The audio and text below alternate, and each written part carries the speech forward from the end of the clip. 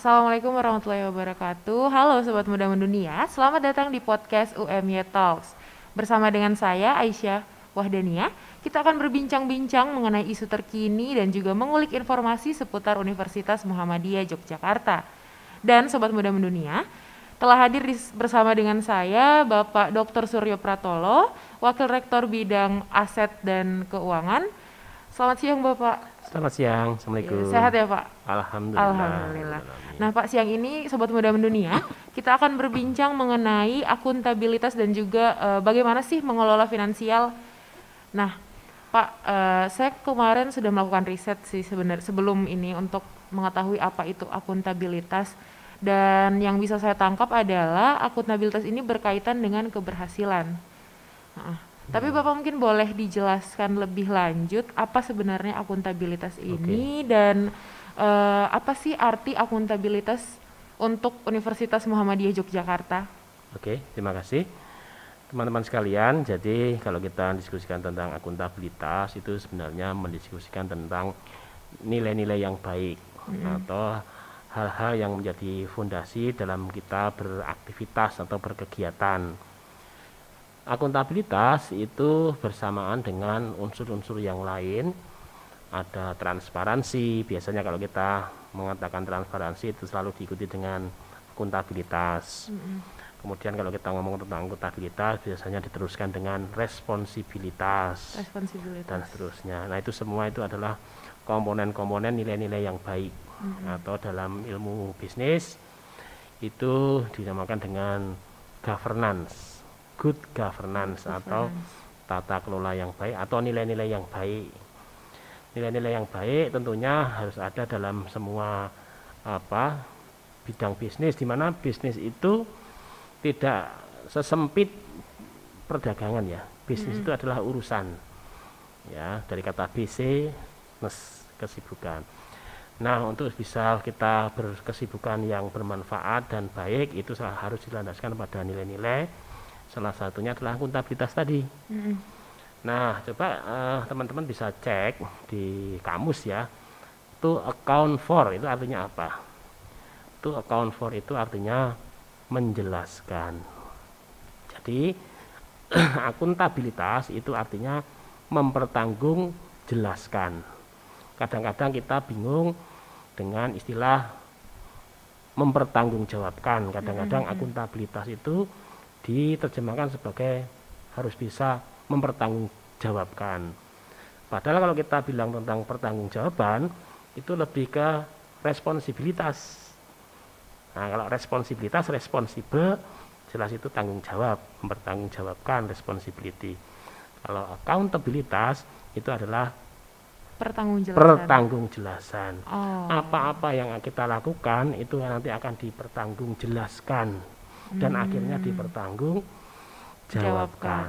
Nah, dalam hal kita berkegiatan, bisnis itu artinya kegiatan seperti adik-adik belajar. Adik-adik kan mendapatkan amanah dari orang tua, maka kita tentunya harus memiliki nilai-nilai menjelaskan atau mempertanggungjawabkan kepada orang tua. Nah, saya kira gitu, Pak. Berarti ya akuntabilitas ini kemampuan untuk menjelaskan kondisi kita ya Pak? Iya, menjelaskan kondisi. Lalu Pak, arti akuntabilitas untuk sebuah universitas khususnya UMY? Ya, akuntabilitas itu bisa berarti luas, bisa berarti sempit.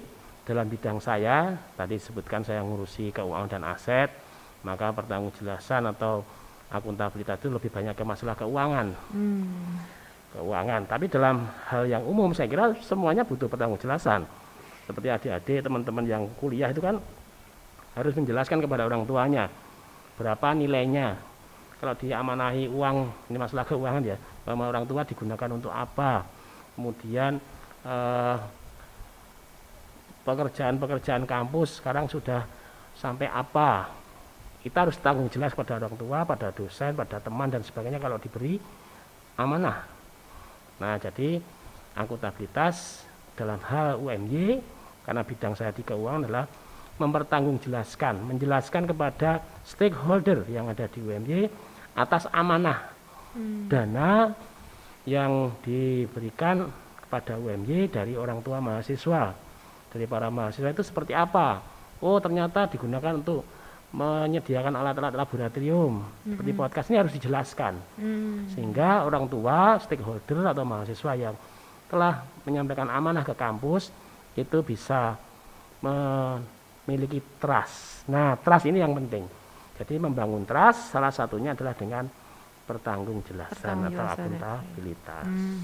Berarti akuntabilitas ini tidak hanya berbicara tentang keuangan ya Pak? Otomatis. Jelas. Nanti kita semua harus mempertanggungjawabkan apa yang kita lakukan di dunia ini. Artinya tidak hanya masalah keuangan. Kebijakan. Semua hal yang merupakan amanah kepada kita itu harus kita pertanggungjawabkan. Baik itu pribadi maupun lembaga sampai pemerintahan. Pemerintahan harus amanah, harus menyampaikan pertanggungjawaban kepada masyarakat melalui DPR dan sebagainya gitu, Mbak. Seperti itu. Nah, Pak, berbicara tentang keuangan. Kita berbicara tentang keuangan, saya sebagai anak muda, mungkin sobat muda mendunia juga, ini apakah generasi kami, anak muda ini khususnya mahasiswa, bisa mandiri secara finansial, Pak? Nah, kalau bisa itu boleh dibagi tipsnya. Ya, saya kira sangat bisa dan harus bisa karena adik-adik ini adalah mahasiswa. Mahasiswa kan artinya bukan siswa lagi ya, tapi ada mahanya. Maha itu artinya ya sudah diberi amanah atau kepercayaan oleh masyarakat, oleh orang tua kita itu diberi amanah. Sehingga untuk bisa mandiri sangat bisa. Nah, tapi memang kita perlu paham, kalau saya ingin menyampaikan kemandirian kalau dikaitkan dengan keuangan biasanya ya terkait dengan bisnis ya. Tapi mohon dipahami oleh anak-anak muda bahwa bisnis itu bukan sesempit jual beli atau perdagangan. Bisnis itu kan dari bahasa Inggris business atau kesibukan. Artinya bisnis itu artinya kesibukan atau urusan.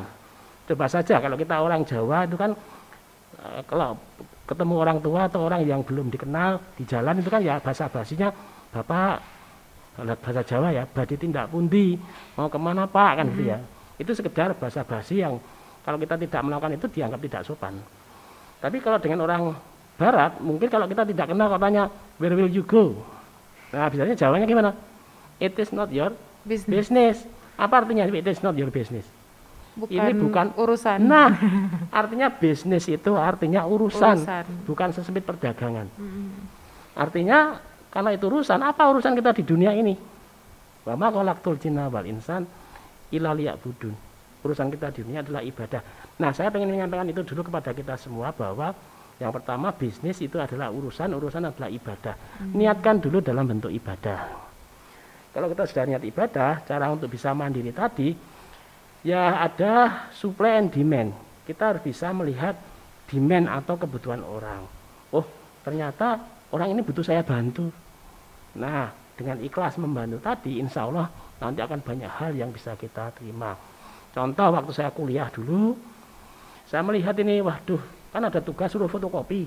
Ini teman-teman kalau harus fotokopi sendiri-sendiri kan kasihan. Saya hari ini coba kolektif nanti saya bantu fotokopinya gitu kan ya. Niat kita adalah membantu. Kemudian saya fotokopikan, kemudian saya bagi gitu ya. Nah masalah kemudian teman-teman memberikan apa ya karena sudah terbantu mereka memberikan apa ya kembaliannya untukmu saja dan sebagainya, itu ekses dari mungkin apa yang kita lakukan. Tapi niatkan untuk ibadah. Contoh lagi, saya dulu waktu kuliah itu sambil jualan sedotan plastik, kemudian bungkus, kresek. Karena saya melihat warung pecel lele dan warung-warung kaki lima sepanjang jalan Kaliurang, kalau jam 3 sore itu kan buka warung, itu pasti kalau ada pembeli, masalahnya adalah belum punya uang kembalian, belum siap plastiknya, belum siap sedotannya. Nah saya, wah ini perlu dibantu. Maka kita bantu jam 3 sore kita story tanpa harus bayar dulu. Kemudian kita ambil uangnya. Nah dengan membantu artinya kita dapat trust tadi. Jadi kalau pengen mandiri jangan langsung berpikir uang dulu. Berpikirlah apa yang bisa kamu bantu. Jika kamu melihat orang lain kira-kira perlu dibantu apa, kamu bantu. Nanti masalah rezeki, masalah kemandirian insya Allah akan ikut. Berarti ini Pak, jangan langsung mikir take and give dulu. Iya, give dulu. Give dulu. Supply and demand kita lihat Mbak butuh apa, saya bantu apa. Hmm. Nah, itulah ibadah kita di situ. Insya Allah, Allah akan memberikan sesuatu yang luar biasa pada kita. Nah, jangan langsung instan bahwa kita harus dapat duit yang banyak. Wah, itu terlalu instan. Itu akan terbangun sendiri dengan kita berniat ibadah tadi. Mudah-mudahan bisa dipahami seperti itu. Oke. Lalu Pak, kalau tadi berbicara tentang mandiri secara finansial, kalau untuk produktif secara finansial, bagaimana sih Pak caranya biar kita mahasiswa tidak hanya mandiri namun juga produktif? Ya, produktif itu kan artinya kita bisa berkreasi, menghasilkan suatu ide-ide, gagasan produktif yang bermanfaat bagi orang lain. Langkah pertama seperti tadi, kita mencari betul-betul mengamati ya apa yang dibutuhkan orang lain, yang bisa kita bantu. Nanti kemudian kita secara fokus mencoba berkreasi untuk berlatih, untuk bisa menghasilkan sesuatu. Mungkin memang perlu waktu ya. Contoh di kampus kita ini. Di kampus kita ini kan ada Pak Rektor memfasilitasi yang namanya beduk mutu. Itu bermacam-macam kalau kita lihat. Ada yang jualannya masih sangat simple, yaitu hanya menjual pulsa misalnya. Tapi ada juga yang menjual memang produk-produk yang dia buat. Jadi kan levelnya ada 3. Satu menjual produk orang lain. Produk orang lain pun hanya seperti pulsa, kemudian top up dan sebagainya. Itu oke, tapi kita harus terus meningkatkan, jangan hanya di level itu. Kita juga harus naik sampai ke produk itu kita bikin sendiri. Ya, contoh di kampus kita misalnya, untuk bisa produktif kita melihat, ini kok setiap hari kita tuh makan ya, makan di UMY itu berapa habis uangnya gitu ya.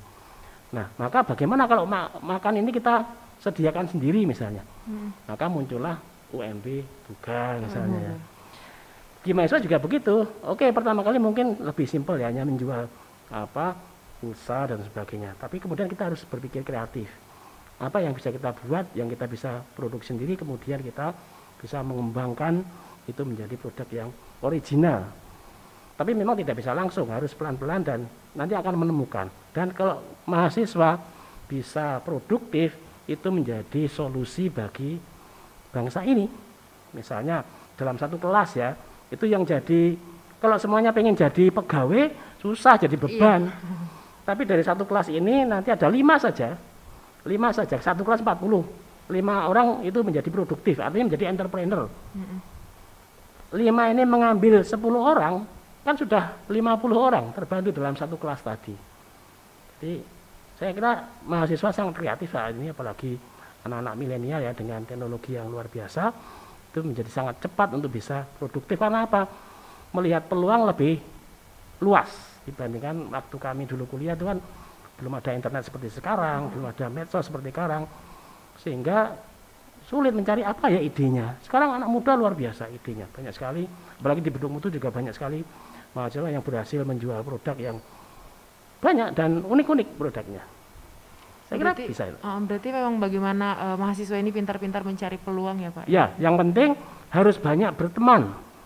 Relasi. Ya, harus banyak berteman, relasi. Di Beduk Mutu itu juga diajar untuk saling banyak berteman. Kalau di Beduk Mutu kita tidak banyak berteman, bagaimana kita bisa menjual produk kita? Iya. Sehingga harus banyak teman, harus baik dengan teman, membantu teman, nanti akan muncul ide-ide yang luar biasa.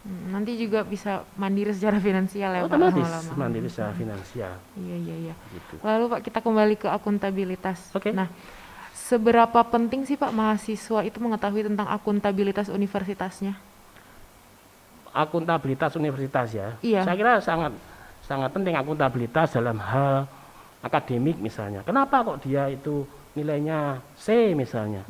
Nah itu kampus harus bisa, atau dosen atau kampus harus bisa menjelaskan, sehingga harus bisa dilihat kamu dapat C itu karena ini kamu tugasnya sekian, ujiannya dapat sekian. Nah itu berarti si dosen atau kampus bisa menjelaskan dari pertanyaan mahasiswa. Oh ya sudah, artinya kan mahasiswa menjadi apa? Menjadi trust. Jadi pentingnya akuntabilitas adalah trust, Kalau sudah trust-nya turun, tidak ada trust, itu yang menjadi masalah. Dan akuntabilitas juga bisa jadi alat kontrol ya Pak? Otomatis, kalau tidak akuntabel, misalnya bulan ini biasanya anak itu melaporkan IP-nya kepada orang tuanya, kok bulan yang semester yang ini kok nggak ngelapor ini, oh ini nggak akuntabel ini, wah mesti ada apa-apa ini. Gitu. Soalnya kalau tidak dilaporkan nanti terjadi kesalahgunaan ya Pak? Ya, Iya.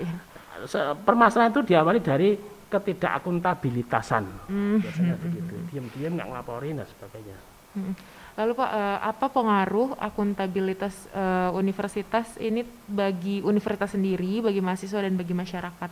Ya, seperti yang saya sampaikan tadi, akuntabilitas adalah nilai-nilai fondasi. Kalau sudah tidak akuntabel, biasanya masalah sampai ke atas. Fondasinya itu namanya governance tadi ya. Ada transparansi, akuntabilitas, nilai-nilai yang baik. Di atas governance itu ada manajemen.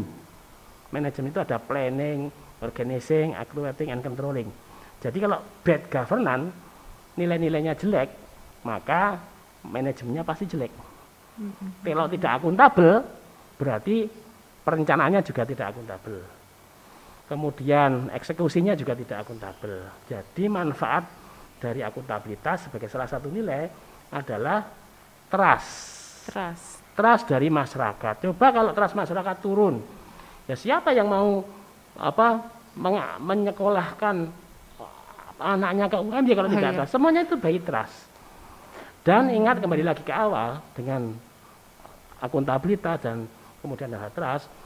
Mudah-mudahan apa yang kita lakukan di dunia ini dalam hal manajemen tadi semuanya bisa bernilai ibadah. Amin. Ya, kan begitu. Kalau tidak dilandasi nilai-nilai, mungkin kita pinter berorganisasi, kita pinter bisnis, tapi tidak dilandasi nilai-nilai, kan itu tidak ada nilai ibadahnya, jadi masalah. Jadi good governance itu tak kelihatan masuk akuntabilitas tadi, itu akan menghasilkan good management. Harapannya bisa menjadi good management. Kemudian kalau bad governance, tidak transparan, tidak tanggung jawab dan sebagainya, itu pasti akan menghasilkan bad management. Kira-kira begitu.